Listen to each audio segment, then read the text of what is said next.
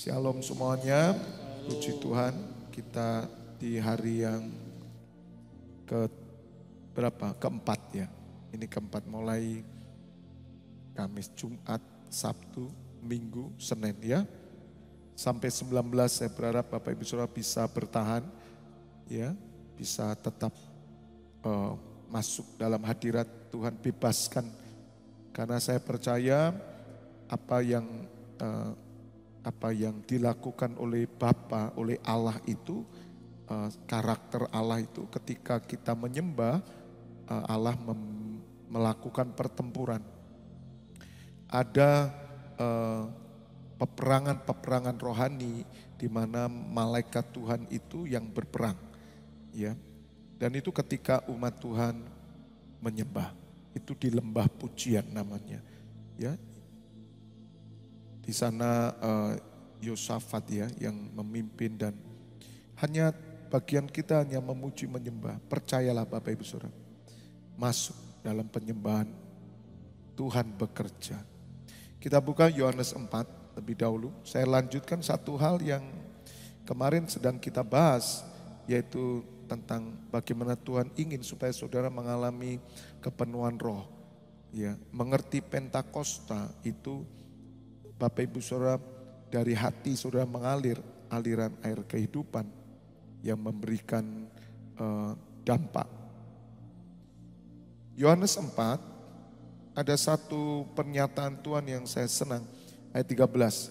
Jawab Tuhan Yesus kepadanya, Yohanes 4 ayat 13, barang siapa minum air ini ia akan haus lagi. Bapak Ibu Saudara, ini pernyataan Tuhan Yesus kepada perempuan Samaria. Dan Tuhan Yesus tahu keadaan perempuan Samaria ini, Bapak Ibu Saudara. Perempuan Samaria ini hatinya itu haus terus. Bukan haus akan Tuhan, tapi haus akan dunia. Dan Bapak Ibu Saudara mengetahui bahwa ketika perempuan ini bertemu Tuhan Yesus dan Tuhan Yesus katakan, jika kamu mengetahui siapa yang berbicara kepadamu, niscaya kamu akan minta air daripadaku. Dan perempuan ini berkata, berikan aku air itu. Dan Tuhan Yesus berkata, barang siapa minum air ini akan haus lagi. Dan ayat 14, tetapi barang siapa minum air yang akan kuberikan kepadanya, ini Tuhan Yesus yang kasih, ia tidak akan haus untuk selama-lamanya. Haus akan dunia. Saudara, dunia ini membuat kita haus seperti ketagihan. Ya. Saya sebelum mengenal Tuhan Yesus sama. Kita tidak pernah puas. Kita kejar, dapat, ngejar lagi. Enggak pernah puas. Tapi Tuhan Yesus berkata, barang siapa minum air yang kuberikan, ia tidak haus untuk apa? Tidak akan haus untuk selama-lamanya loh Bapak Ibu Saudara. Luar biasa ini. Ini garis bawah. Ini saya heran ayat ini. Benar Saudara.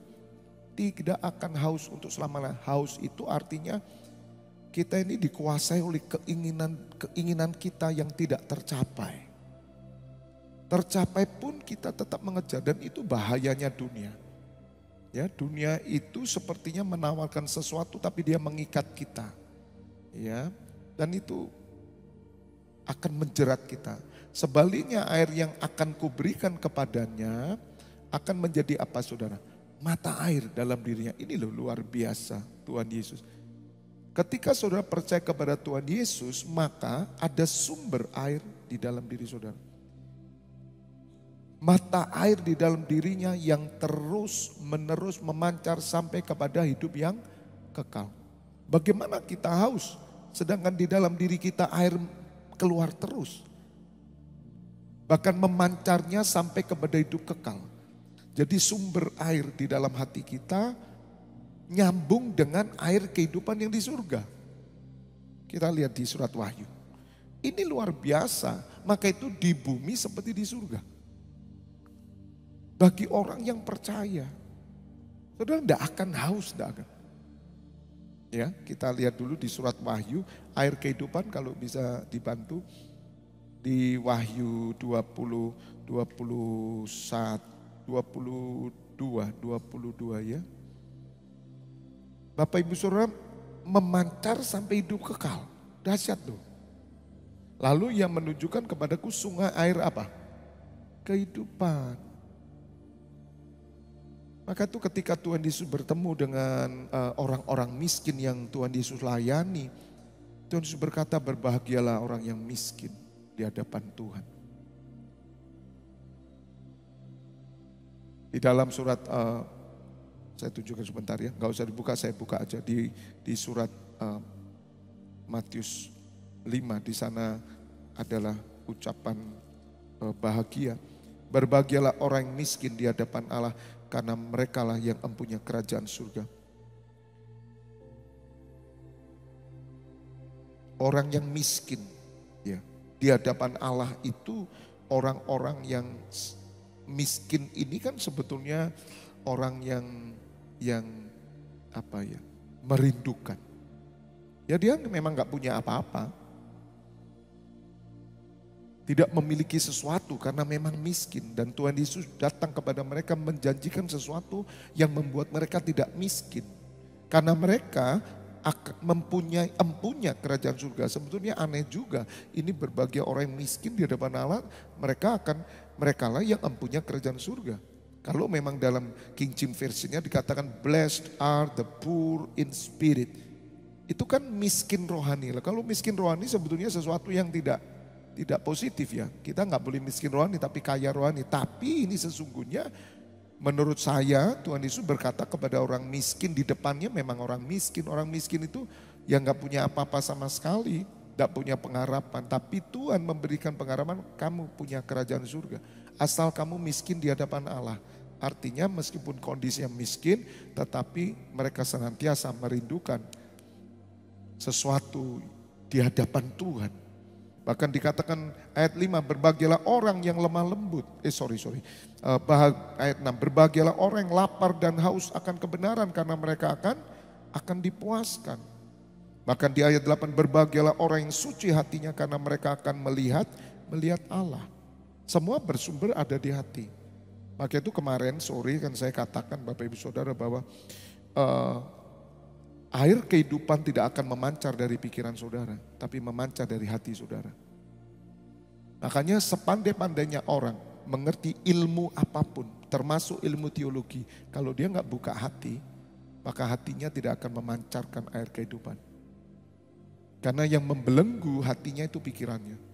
Oleh karena itu Rasul Paulus berkata, tundukkan pikiranmu di bawah kaki Kristus. Tundukkan, karena apa?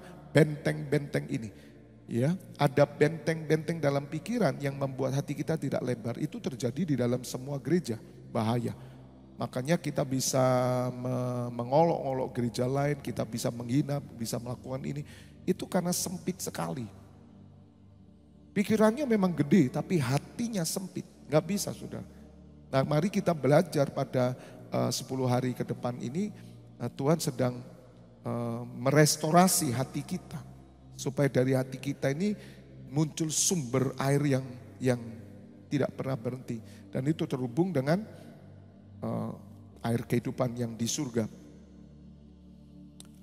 Wahyu 22 ayat pertama. Lalu ia menunjukkan kepadaku sungai air kehidupan yang jernih bagaikan kristal dan mengalir keluar dari tata Allah dan tata anak domba.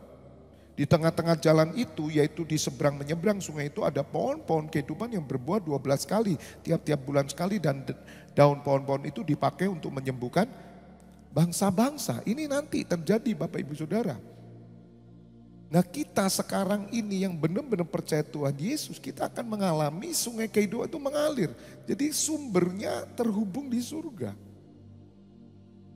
Doa Bapa kami adalah datanglah kerajaanmu, jadilah kehendakmu di bumi seperti di surga. Dan daun pohon-pohon itu dipakai untuk menyembuhkan bangsa. Maka tidak akan ada lagi laknat, tata Allah, tata anak domba, akan ada dalamnya hamba-hambanya akan beribadah kepadanya. Ini terjadi ketika nanti pada saat kiamat kita naik ke bumi baru, langit baru. Tapi saudara, bahwa hati kita terhubung di surga itu nyata. Sama seperti di surat Wahyu, Tuhan Yesus pun berkata barang siapa menang dia akan kuberikan dia kuberikan makan dari pohon kehidupan, dari sungai kehidupan, dari air kehidupan, semua di sana. Dan Bapak Ibu Saudara, hari ini kita sebagai orang yang percaya kepada Tuhan Yesus, Tuhan tuh menyediakan fasilitas itu. Tapi sayangnya kita tidak mengerti kebenaran. Maka itu iman itu muncul dari firman. Kalau sudah tidak ngerti firman, tidak pernah mengerti Alkitab, saudara hanya dapat mungkin 10% loh saudara. Dan Tuhan itu memang menyediakan, terutama orang-orang yang miskin. Orang miskin itu benar-benar miskin loh saudara. Dia punya apa? Tetapi dalam kekristenan, orang miskin dia akan dipuaskan. Dia akan punya kerajaan Allah. Ya, apalagi orang-orang yang memiliki semuanya. Ya orang kaya tapi dia cinta Tuhan. Wah luar biasa. Ada memang air dari dunia itu memang ada. Ya, tapi kita bergantung kepada air surgawi. Sumber itu. Yang memuaskan itu justru yang di dalam. Bukan apa yang kita terima, apa yang kita inginkan. Bukan. Sejak saya ketemu Tuhan Yesus, kepuasan itu ada di sini. Jadi contoh nih ya, nih banyak orang kan suka handphone nih. Handphone ini bukan memuaskan saya. Tapi kepuasan saya itu hanya ada di dalam hati yang sudah dipenuhi oleh Tuhan Yesus. Kalau dulu enggak, kepuasannya di sini. Kalau saudara kepuasannya pada benda materi, kamu seperti wanita itu. Haus lagi saudara. Makanya Tuhan Yesus di Yohanes 4 itu, kembali ke Yohanes 4 ya, kembali. Jadi Bapak Ibu Saudara mengerti bahwa sungai kehidupan itu terhubung sampai hari ini dengan iman. Ini airnya ada. Tapi berapa banyak kita percaya, maka itu orang Kristen yang menghidupi Kristus. Kristus adalah hidupnya. Hidupnya nggak ada defisit. Hidupnya nggak akan defisit. Hidupnya nggak akan stres. Hidupnya nggak akan sumpek. Dulu kita uang 50.000 rasanya kurang. Ya. Uang 500.000 kurang. 5 juta kurang, relatif memang tiap orang. 50 juta kurang, sampai 500 juta tetap kurang. Tapi ketika dalam Kristus cukup. Itu loh saudara, itu harus ketemu dulu. Kalau kecukupan kita pada yang kita miliki, nggak bisa. Memang yang kita memiliki memberikan kepuasan. Memang semua pakaian, harta benda itu memang mencukupkan termasuk makan minum. Asal ada makan minum, pakaian cukup. Tapi kepuasan kita ada pada mana? Bukan pada pakaian. Bukan berarti kemudian kita nggak pakai pakaian gitu ya. Kita nggak, bukan. Tapi kalau orang Kristen kepuasannya hanya pada yang dia miliki, maka belum memancar keluar di sini. Nah itu belum ketemu Tuhan 100%, mungkin masih 20%. Tandanya di situ, cukup. Ya, cukup saudara. Makanya Tuhan Yesus berfirman kepada Rasul Paulus di dalam surat Korintus, maybe di 2 Korintus berapa, yang ketika Rasul Paulus memiliki duri dalam daging, Tuhan Yesus berkata apa? Dia tengking 3 kali, duri dalam daging itu sakit penyakit. Yang dialami Rasul Paulus sakit penyakit, dia tengking, padahal Rasul Paulus, mujizat yang melalui Rasul Paulus besar sekali. Ya, kuasa Tuhan, tapi dia tengking gak bisa karena ini iblis, utusannya Tuhan memang. Jadi iblis itu dipakai untuk menggocok, untuk menahan kita, memang ditaruh sini. Dan Tuhan Yesus berkata, yaitu seorang utusan iblis untuk menggocok aku, yang naruh siapa? Tuhan. Jadi kalau ditengking-tengking gak bisa, jangan stres, jangan nangis. Udah biarin aja, haleluya. Katakan amin. Ada masanya Tuhan bergerak, iblis dikirim loh. Kalau memang itu kehendak Tuhan, Anda harus peka. Mungkin kita harus merendahkan diri. Supaya aku jangan meninggikan diri karena penyataan yang luar biasa itu, maka aku diberi suatu duri dalam dagingku, yaitu seorang utusan iblis untuk menggocok aku supaya aku jangan meninggikan diri. Siapa yang nyuruh iblis? Ya Tuhan. Ayat 8. Tentang hal itu aku sudah 3 kali berseru kepada Tuhan supaya utusan iblis itu mundur daripadaku. Ayat 9. Tetapi jawab Tuhan kepadaku apa? Cukuplah kasih karuniaku bagimu. Saudara, cukuplah ini apa artinya? Apakah kasih karunia itu melebihi utusan iblis itu? Melebihi sakit penyakitmu? Enggak. Kalau kasih karunia tidak lebih dari sakit penyakit dan semua harta kekayaan kita, saudara nggak akan cukup. Kamu pasti bermasalah Masihan. Belum beres di sini. Di sini belum beres. Belum jadi mata air. Kalau sudah mata air, meskipun nggak dipuji orang, nggak dianggap orang, ya, Anda nggak butuh itu. Tapi kalau Anda masih ngejar seperti perempuan itu, Tuhan Yesus berkata, lompat dulu ke Yohanes 4. Supaya Bapak Ibu Saudara mengerti betapa pentingnya kita ini mabuk oleh roh, kita penuh oleh roh. Karena itu realita. Kenapa banyak orang Kristen bermasalah hidupnya? Ya karena dia gak punya mata air. Karena kasih karunia itu tidak lebih cukup daripada semua yang ada di dunia ini. Dia bilang, oh gak bisa Pak, gak bisa, dunia plus Yesus baru cukup.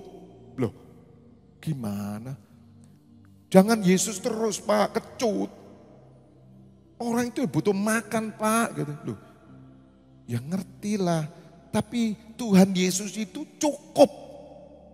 Bukan Tuhan Yesus plus dolar. Bukan.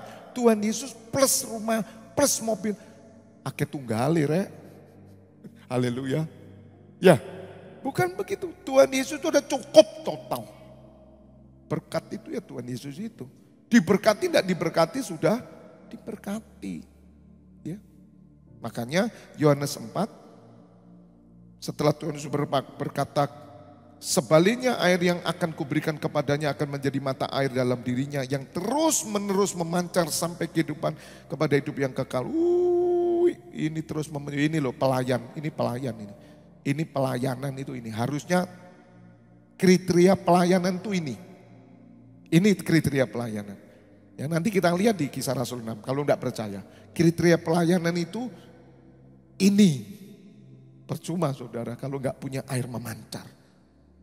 Enggak bisa melayani, enggak bisa melayani. Mau melayani pakai apa saudara? Pakai kepintaran, garing, pakai roh yang keluar. Transfer spirit, roh ini menguasai rohnya orang. Set. Megang. Kuasa kegelapan enggak bisa nyerang saudara karena saudara lebih gede. Gitu. 15.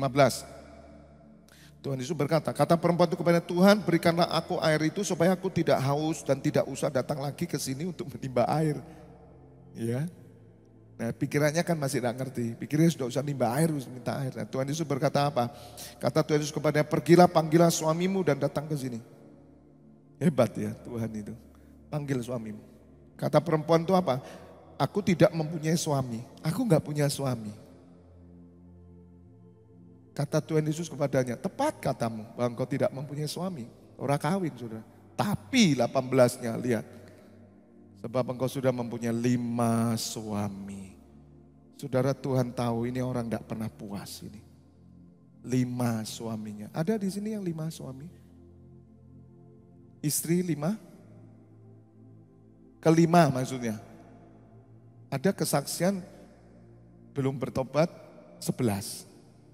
Setelah bertobat 3, puji Tuhan. Haleluya. Tidak benar itu, tidak boleh. Kenapa? Tuhan tahu, ini lambang Anda tidak puas. Gitu loh saudara. Kamu nyari terus. Ada saudara banyak di YouTube itu banyak. Hal ini disinggung. Terus kawin, terus kawin, terus kawin, terus. Ngejar dia. Tidak bisa puas, tidak akan puas. Dalam hal ini engkau berkata benar. 19. Kata perempuan itu kepada Tuhan, nyata sekarang padaku bahwa engkau seorang nabi. Nah, mengaku dia, ya. Benar Tuhan. Dan Tuhan Yesus nembak tuh. Makanya saudara, hidup kita ini bisa mencerminkan kita ini cukup enggak dengan Tuhan atau enggak. Itu kelihatan. Kelihatan sekali bisa dibaca. Kalau orang sudah cukup Tuhan tuh cukup. Dia enggak perlu sombong. Dia enggak perlu pamerin apa-apa. Dia enggak perlu berambisi apapun. Karena itu sudah cukup. Nah Tuhan Yesus tawarkan itu supaya memancar. Nah ketika kita sudah memancar dalam hati kita, apalagi terhubung dengan yang namanya air kehidupan di surga, memancar ke sana. Artinya saudara menerima supply yang terus menerus. Kembali ke Korintus. Dan Tuhan Yesus berkata, cukup kasih karuniaku bagimu. Justru dalam kelemahanlah kuasaku menjadi sempurna. Kenapa kok bisa kelemahan kuasa Tuhan sempurna? Kalau saudara benar-benar dalam Tuhan, air itu memancar terus. Sama seperti saya katakan, ketika kamu luka, luka itu langsung sembuh, seret, otomatis. Kalau saudara menghidupi Kristus, tidak ada luka dalam hati kita. Karena otomatis sembuh. Kok enggak sembuh-sembuh Pak? Ah ini aneh kamu. Ada sesuatu yang tidak kamu lakukan. Kalau kamu hidup dalam kebenaran, luka sembuh, lemah langsung disempurnakan. Dalam kelemahan kuasaku menjadi sempurna. Itu karena apa? Ada memancar ini. Makanya orang Kristen sebetulnya enggak usah ke psikiater. Psikiater yang datang ke saudara. Kalau ke dokter boleh, banyak toh bisa panuan enggak sembuh-sembuh boleh ke dokter ya. Tapi kalau masalah jiwa, Anda itu lebih beres jiwanya. Kalau orang Kristen ke psikiater minta maaf, something wrong di dalam dirinya. Ngapain? Itu ilmu psikiater itu kan ilmu jiwa. Kalau saudara benar-benar di dalam Kristus, jiwamu tenang. Katakan amin. Sebab itu terlebih suka aku bermegah atas kelemahanku supaya kuasa Kristus turun menaungi aku. Cukuplah, cukup enggak saudara? Kalau kita belum cukup, kita belum menemukan di dalam diri kita ada sumber air. Sumber air itu yang mengalir terus menggantikan air duniawi. Tapi kalau di dalam diri kita masih iri hati, masih terus tidak puas. Wah saudara tidak punya sumber air. Nah terus bagaimana Pak? Tersungkurlah di kaki Tuhan, minta. Kalau saudara sungguh-sungguh sejak tahun 98 sumber air memancar. Makanya orang Kristen itu mau kehilangan apapun tidak akan susah. Lalu di sininya ada terus kepuasan yang dari Tuhan. Cukuplah kasih karuniaku bagimu. Amin, amin. Enak saudara, luar biasa. Katakan amin. Dan ini yang saya perhatikan bahwa wah Tuhan engkau dahsyat. Dan Tuhan Yesus memberikan bahwa air itu yang kuberikan akan menjadi mata air di dalam dirinya. Yang terus menerus memancar sampai kepada hidup yang kekal. Nah saudara, air yang memancar dalam hidup saudara sampai hidup kekal ini yang diikuti. Suasana hati kita ini macam-macam saudara. Kita bisa menutup sumber itu. Sama seperti kisahnya Abraham.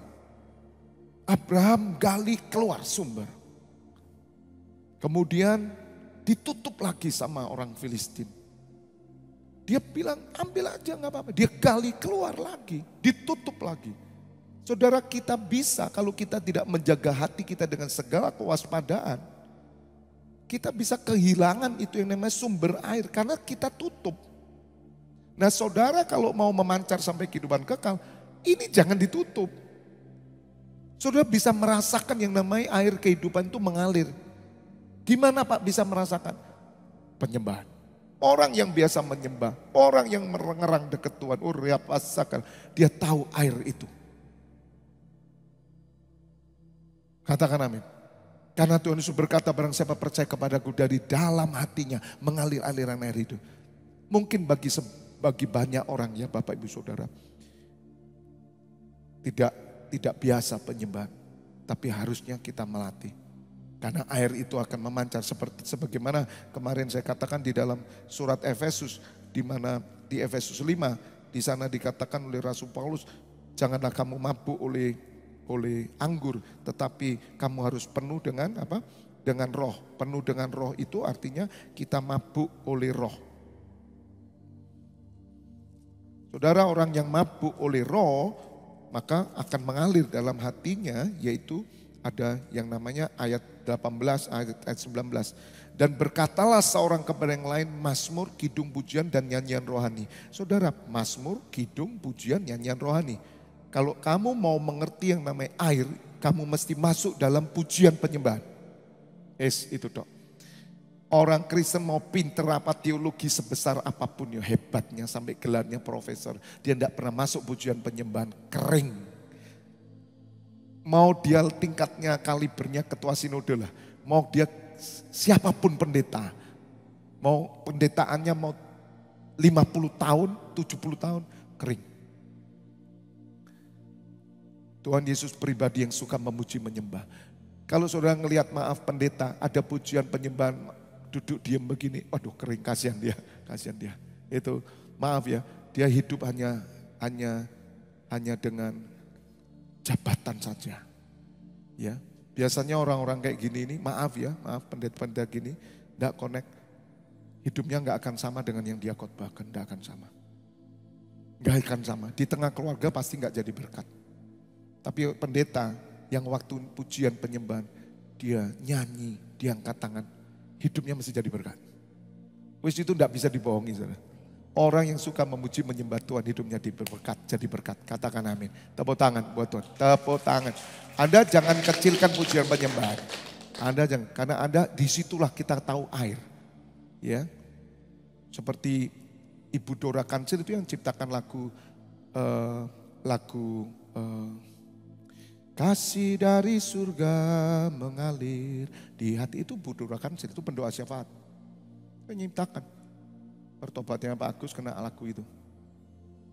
Saudara jangan mengecilkan pujian penyembahan. Gereja yang tidak hidup di pujian penyembahan, kering itu gereja. Loh sungguh.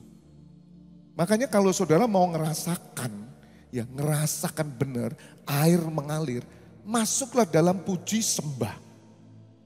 Itu pasti. Keluar saudara mancar. Apalagi saudara bahasa rohori, masakara, menyembah. Saudara. Siapa tadi yang merasakan ada air kehidupan dari surga memancar ketika penyembahan dalam hati saudara? Ngerasakan enggak? Rasanya kalau tadi itu teruskan pengen jebol lah saya sudah. Bayangan saya sudah geblak semua itu sudah. Itu kalau di los saudara ya, dibuka saudara. Waduh. Haleluya. Bisa ngerti? Tapi ada orang yang enggak bisa masuk. Makanya pujian penyembahan saudara harus masuk air itu. Air itu mengalir dan saudara kentir di sana. Kalau saudara tidak buka hati, saudara tadi nyembah itu ya, kita nyembah paling enggak sama pujiannya 45 menit. Itu seperti 3 bulan rasanya. Tolak. Loh bener. Saya dulu pertama kali Kristen saudara. Kan enggak ngerti saya Bapak Yesus. Maka itu saya minta tolong teman-teman ini loh. Yang baru-baru itu damping ngono loh. Haleluya. Kan bisa ngelihat yang baru itu damping ngono. Alas spirit gitu loh. Yang di sebelahnya juga. Karena jujur enggak ngerti. Saya tuh tolak-tolak bahasa royo, bahasa apa. Saya bingung enggak ngerti. Baru di jamaah Tuhan, saya enggak ngerti, tapi saya mencoba masuk di aliran itu. Ketika mulai bertumbuh, mulai kita nyanyi, bahasa roh, nyembah, di situ memang air mengalir, saudara. Repas, betul-betul di sini itu dipuaskan, itu ada, jangan enggak percaya, ya. Kita ini bukan cuman buku kidung pujian yang dibaca pokoknya ngelengkapi, kalau ibadah itu ada nyanyi gitu loh. Ibadah itu ada nyanyi, makanya ada banyak orang kalau ke gereja masih pujian, nanti ada ngopi masih ada. Loh, padahal pujian penyembahan itu air mengalir. Haleluya. Ya keputusan saudara mau minum enggak? Pak, saya enggak pernah ngerasa minum. Lek degan jelly, oke Pak, pernah. Enak Pak memang. Pernah enggak minum degan jelinya dari Tuhan Yesus? Enggak pernah. Ikut nyembah. Ikut nyanyi. Keputusan saudara loh, rugi banget, rugi banget. Kenapa disebut pemulihan Pondok Daud? Tuhan cari pemulihan Pondok Daud. Kenapa enggak Pondok Musa? Karena Daud seorang penyembah. Makanya di Yohanes 4 tadi akhirnya muncul Tuhan Yesus berkata pada perempuan ini, hubungannya apa saudara? Dari pertama haus ya, minta minum. Kalau kamu tak kasih air dari aku, ya akan memancar. Terus Tuhan nembak perempuan itu, kamu 5 suami. Jelas kamu butuh sesuatu nggak puas toh, udah 5 loh, mau 6 mau 7 tetap nggak puas toh, betul nggak? Ya, terus Tuhan Yesus langsung turun ke arti sesungguhnya ayat ini, perikop ini, yang Tuhan mau bagaimana mengalir. Coba lihat sekarang ayat 21. Nah, ayat 20 dulu. Nenek moyang kami menyembah di atas gunung ini, tetapi kamu katakan bahwa Yerusalemlah tempat orang menyembah. Langsung perempuan ini, dia kok bisa ya dari ngomong air langsung ngomong penyembahan. Kan tidak mungkin. Perempuan ini sebetulnya cari. Dia menyembah di atas gunung ini, tapi dia kering. Dia nggak dapat. Di Yerusalem orang menyembah. Kamu katakan Yerusalem. Tuhan Yesus jawab apa? Ayat 21. Kata Tuhan Yesus kepadanya, percayalah kepadaku, hai perempuan, saatnya akan tiba bahwa kamu akan menyembah siapa? Menyembah siapa? Bapa. Nah ini dia nggak punya. Menyembah Bapa. Lihat saudara. Penting makanya itu, saudara, imam-imam saya ini ya. Imam-imam Tuhan, menyembahlah. Menyembahlah. Sembah Tuhan.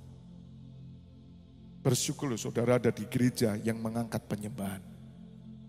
Anda datang ke gereja yang tidak ada penyembahan, Anda akan kering kerontang. Memang kamu punya pengetahuan teologi ya, tapi kamu tidak punya pengalaman yang namanya air kehidupan. Ya nanti aja, nanti terimanya. Oke, enggak apa-apa. Rugi. Rugi. Beda sekali saudara. Kamu akan menyembah Bapa bukan di gunung ini, bukan juga di Yerusalem. Ayat 22. Kamu menyembah apa yang tidak kamu kenal. Nah ini saudara. Kami menyembah apa yang kami kenal. Sebab keselamatan datang dari bangsa Yahudi. Penyembahan harus mengenal. Makanya saudara, kenapa saudara memiliki sumber air? Karena pengenalan saudara akan Bapa dan akan Kristus. Pengenalan akan membawa saudara menjadi penyembah. Sebelum saudara kenal, tidak mungkin saudara bisa menyembah. Tidak bisa. Ayat 23. Tetapi saatnya akan datang dan sudah tiba sekarang bahwa penyembah-penyembah benar akan menyembah Bapa dalam roh dan kebenaran. Sebab Bapa mengendaki penyembah demikian. Muncullah kata penyembah, proskoneo. Dahsyat enggak saudara? Jadi hubungannya apa? Air mengalir, penuh roh, mabuk roh. Di mana? Penyembahan. Makanya praise and worship. Kalau saudara praise and worship, Anda tidak mau masuk, ini air sungai Tuhan. Makanya di Yeskiel 47, tidak semua orang masuk praise and worship penyembahan. Ada orang hanya di pelataran. Artinya apa? Air itu hanya ada di semata kaki. Ada penyembahan, orang-orang lain, haleluya. Rasanya begini, Anda cuma di belakang. Ya Pak, tapi masuk gitu enggak masuk surga. Masuk surga, tapi kamu rugi. Kamu enggak nikmati ngalami Tuhan di dunia. Dampaknya apa orang yang enggak ngalami Tuhan? Stres, gampang goyah. Anda tidak mengerti apa-apa. Makanya surat Yehezkiel berkata di Yehezkiel 47, air itu ada semata kaki. Jadi keluar dari bait Allah diukur semata kaki. Ini orang anak-anak, Kristen anak-anak. Gak bisa nyembah. Coba saudara ya juga yang di rumah. Kali-kali ceklah pendeta itu, lihat nyembah enggak. Cekkan aja ketika penyembahan gimana. Tidur, wah itu anak-anak. Kalau udah anak-anak mau ngajar apa? Benar loh saudara, ini enggak main-main. Saya tahu kok, banyak orang yang tidak dibawa ke penyembahan. Ketika penyembahan mereka enggak ngerti sama sekali. Anak mahasiswa dari gereja lain, ketika kita ajak anak-anak muda di sini, anak muda nyembah, mereka enggak bisa nyembah. Maka itu coba latih teman-teman semua nyembah ya, nyembah. Nyembah yang kamu kenal, kamu enggak kenal piye nyembahi, ora iso. Tapi kamu, jadi saya ajarkan nih, berimajinasi itu boleh, asal nyata gitu loh. Gak boleh imajinasi begini, saya berimajinasi Presiden Amerika Serikat ada di depan saya, itu khayal. Tapi kalau saya berimajinasi Tuhan Yesus ada di depan saya, itu benar. Karena Tuhan Yesus berkata, aku hadir. Bapa hadir, Roh Kudus hadir. Amin. Caranya nyembah itu Anda ada di hadapan tata. Masuklah meskipun di kamar pribadi Anda itu datang di hadirat Tuhan ketika Anda tutup mata. Itu ngelihatnya itu Bapa, Putra udah ditatanya dan Anda masuk di sana gitu loh. Amin. Oh Bapa, masih. Terima kasih Bapa. Kadang saudara tidak perlu hafal lagu. Anda lagu dengan kalimat sendiri, ngarang sendiri boleh. Engkau baik Tuhan, kasih-Mu besar. Kok bisa orang begitu? Karena mereka mengenal. Ajar, coba, latih. Karena itu kamu bisa merasakan air kehidupan yang memancar. Lah nanti hasilnya apa? Ketika saudara sudah terbiasa dengan air itu, jaga air itu jangan sampai surut, sampai tidak ada. Saudara harus buka terus hati, haus dan lapar terus. Saudara tahu kok, waktunya tiba-tiba aku kok kehilangannya. Masuk hadirat Tuhan lagi. Mungkin saudara sudah terlalu sibuk dengan bisnis saudara, dengan pekerjaan, tiba-tiba kering kamu. Masuk oh saudara, masuk. Dengan apa Pak saya masuk? Pujian penyembahan. Ada kuasa dalam pujian penyembahan. Karena Allah bertata. Itu di surat Mazmur. Allah bertapa atas pujian penyembahan. Kita sedang membangun tata. Makanya Tuhan Yesus langsung nabrak dengan proskuneo. Dan proskuneo itu seperti seekor anjing yang memandang tuannya. Anjing kelihatan setia. Dia lihat tuannya. Anjing saya itu saudara, kemana saya pergi ngelihat. Ngelihat. Seperti yang tidak mau kehilangan tuannya.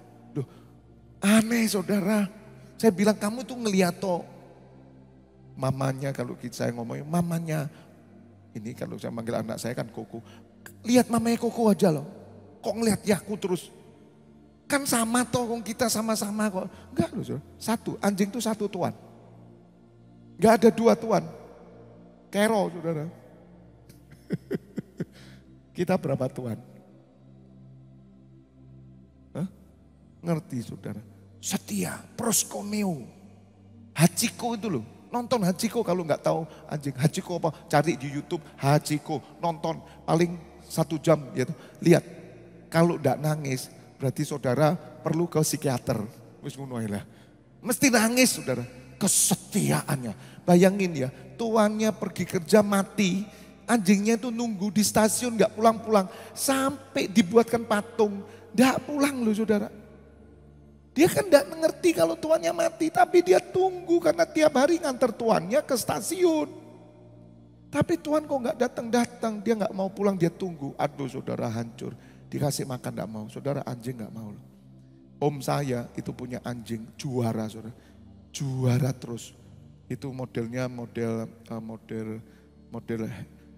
apa ya? Rottweiler mungkin ya, model juara saudara. Itu kalau bawa anjing itu Profus yang bawa. Jadi tentara khusus untuk lomba. Nah kemarin beberapa waktu yang lalu meninggal. Itu anjingnya mati juga. Kesetiaannya saudara. Penyembahan itu di sana. Makanya kalau jangan anggap enteng penyembahan. Jangan anggap enteng. Saya hidup dari penyembahan. Makanya saya waktu pelayanan pertama, Tuhan dorong saya masuk di praise and worship. Waduh, nyanyi enggak bisa. Tapi ya keluar aja pokok nyanyi. Dan saya tanya, Tuhan aku kok enggak langsung khotbah saja sih gitu. Tapi Tuhan tunjukkan, supaya kamu ngerti hadiratku. Di mana hadirat Tuhan? Di penyembahan. Makanya kalau saudara enggak nyembah, orang nyembah malah kau mendeli.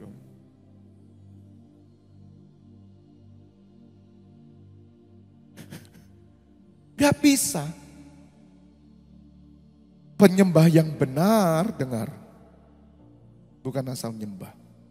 Dia menyembah dalam roh dan kebenaran. Ada orang suka nyembah. Nyembahnya suka. Tapi stresnya tambah kuat. Karena dia tidak ketahui kebenaran. Penyembahannya didasarkan perasaan. Bukan faith iman. Orang kalau penyembahan didasarkan perasaan. Orang ini nyembahnya kuat memang. Tapi hatinya tidak sembuh. Karena bukan iman yang dia lakukan. Tapi seorang yang menyembah dalam roh dan kebenaran. Persoalan apapun justru dia masuk hadirat Allah. Dia disegarkan. Maka itu di surat Mazmur. Kan bermazmur semua. Itu Daud berkata, lemak dan sumsum itu kita nikmati secara roh. Bapak Ibu Saudara, kalau Anda belum merasakan apa yang saya ngomong, kejar. Jangan diam.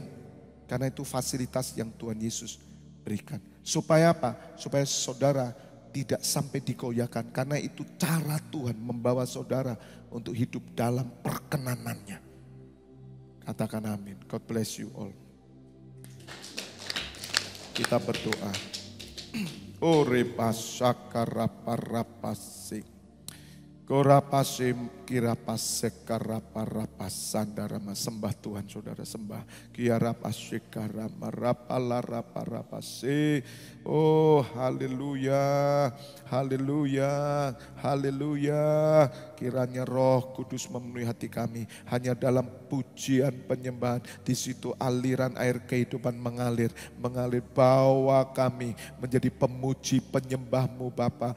Penuh roh, mabuk roh. Supaya kami bisa merasakan air kehidupan itu terus memancar sampai kekekalan. Terhubung dengan surga ya Bapa. Dan kami dipenuhi dengan hadirat Allah. Oh luar biasa, kami dipuaskan, disegarkan.